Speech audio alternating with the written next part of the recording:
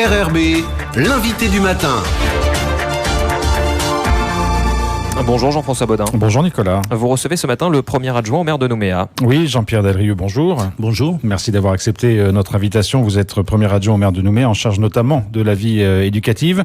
On va parler déjà de la rentrée scolaire parce que vous la préparez évidemment depuis plusieurs semaines dans les écoles primaires et maternelles de la commune. Avec cette décision qui est maintenant actée, la fermeture de 2 écoles, l'école Louise Vergès à Tindu et l'école Émilie Panet à Vallée des Colons. Alors pourquoi avoir pris cette décision et pourquoi ce sont ces écoles qui vont fermer ? Alors, donc il faut expliquer d'abord le vieillissement de la population en Nouméa, enfin général du moins.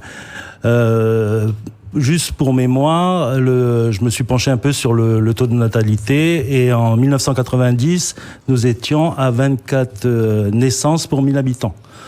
2019, nous sommes tombés à 14 naissances pour 1000 habitants. En métropole, le taux est de 11 naissances pour 1000 habitants. Donc, ce sont les conséquences de cela. Après, ça a été accéléré sur Nouméa, puisque vous savez, le mouvement de population qu'il y a sur les communes de Païta et essentiellement d'Imbéa. Donc voilà les raisons qui ont fait qu'il y a une baisse d'effectifs dans les écoles de Nouméa. Alors pourquoi ces 2 écoles ? C'était celles où les effectifs ont le plus baissé ces dernières années ? Oui, tout à fait. Il y a de nombreux quartiers de Nouméa qui sont concernés, j'en parlerai après, mais ces 2 écoles sont vraiment la cible alors des 3 institutions, parce que une fermeture d'école, vous avez la province sud par le biais de sa direction de l'éducation qui est concernée, la Nouvelle-Calédonie par le biais de la direction de l'enseignement, et donc la commune. Donc nous regardons, chaque année nous nous concertons, nous regardons les effectifs, et il est vrai que l'école de Tindu, Louise Vergès, avait une baisse qui était flagrante depuis 4-5 ans.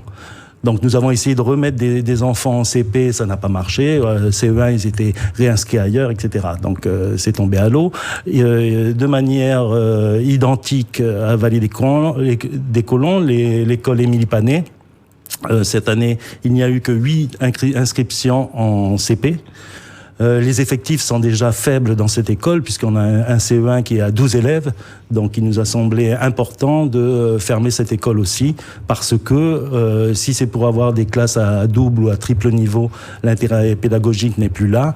Et puis le climat scolaire, enfin il y a un certain nombre de conséquences qui fait que nous avons pris cette décision. Alors fermer une école peut avoir un petit côté traumatisant pour le personnel, pour les parents. J'imagine que vous avez entamé des démarches de concertation depuis plusieurs semaines, plusieurs mois, d'information. Comment s'est passé tout ce travail de préparation, j'allais dire ? Oui, bien sûr. Alors, il y a les réunions, donc je le disais, avec nos collègues des autres collectivités. Ensuite, nous avons programmé des réunions avec, évidemment, le personnel pédagogique en premier lieu. Ensuite, le personnel de l'école, caisse des écoles, et puis mairie de Nouméa. Et puis, enfin, les parents d'élèves, puisque j'ai mené des réunions dans chacune des écoles où les parents d'élèves avaient été conviés. Et ça, ils comprennent la démarche. C'est un peu compliqué parfois d'accepter, évidemment, de changer son enfant d'école. C'est très compliqué pour les parents d'accepter. D'abord parce que ils ont des habitudes, parce que souvent ils sont allés aussi dans cette école, donc il y a un côté affectif qui ressort. Et puis après, il y a pour moult raisons, ils préféreraient que ce soit l'école d'à côté qui ferme, par exemple. Alors les enfants de ces écoles, Louise Vergès à Tindu, Émilie Panet, Vallée des Colons, ont été déjà affectés dans d'autres établissements scolaires aux alentours ? Oui, alors ça aussi, ça fait partie de la démarche d'accompagnement, puisque les enfants de Louise Vergès iront en majorité à Daniel Talon, donc qui est une école de proximité. Et donc le lien s'est fait par la province sud, qui a organisé des déplacements d'enfants dans l'école, les parents pouvaient y aller, etc. Il y a tout un cheminement d'accompagnement qui s'est fait de façon identique à l'école Émilie Panet, puisque les parents ont pu choisir 2 écoles de proximité, c'est-à-dire Suzanne Russier ou Candide Coq, et la même démarche s'est faite pour les accompagner les enfants surtout. Et quelles sont les conséquences, Jean-Pierre Delrieux, côté personnel ? On pense évidemment aux enseignants, mais aussi au personnel administratif et communal. Alors pour les enseignants, c'est simple, il y a un mouvement du personnel, donc ça c'est géré par la province sud, un mouvement du personnel chaque année.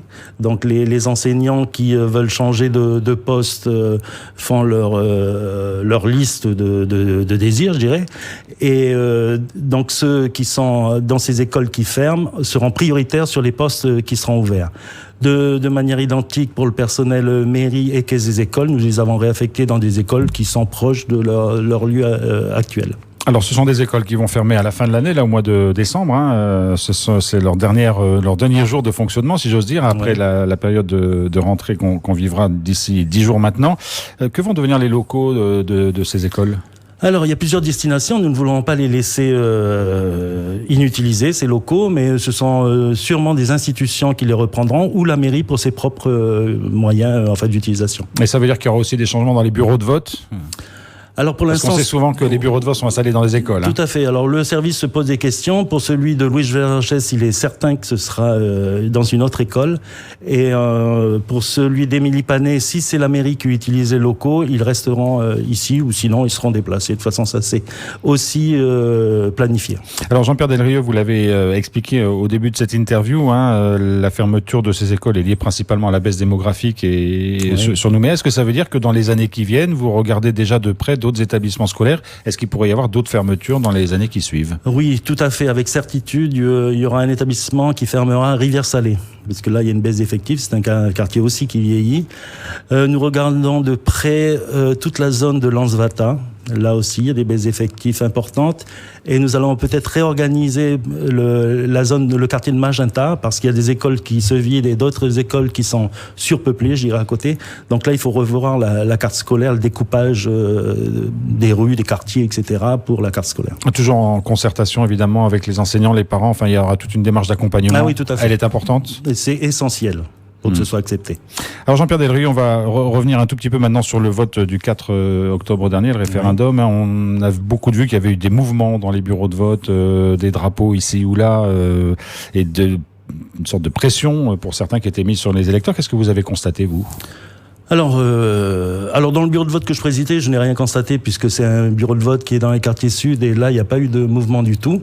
Par contre, j'ai eu connaissance par les autres présidents de bureaux de vote ou par les images qui ont été diffusées de ce qui s'était passé autour des bureaux de vote. Moi, ce que je peux dire, c'est que c'est inadmissible.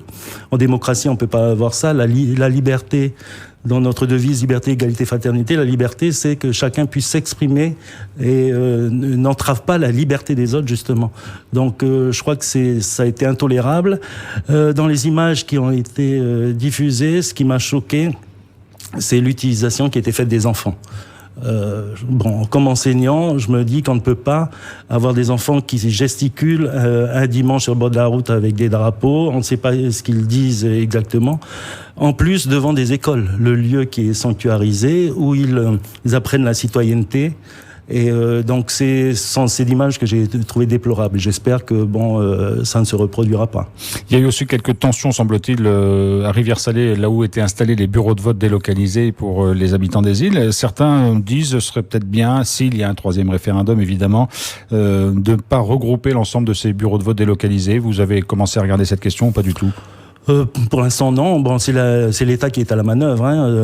Lors du précédent référendum, ce bureau de vote était installé à Vallée-du-Tir.